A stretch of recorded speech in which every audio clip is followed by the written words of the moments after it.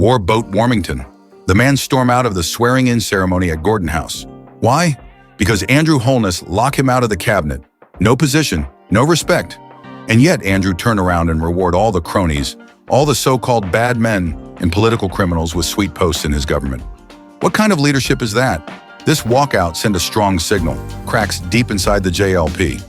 If Everald Warmington, one of their own warboats, can't get a seat at the table, what does that say about the party's unity? The people of Jamaica deserve better than a cabinet full of corruption and cover-ups.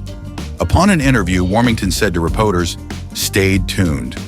Can anybody tells me what that means when he said stay tuned? I am staying tuned, as you said, Mamalashi, for you to start spilling and talk up the things dem for real. Like, share, and subscribe, because the real story never hide.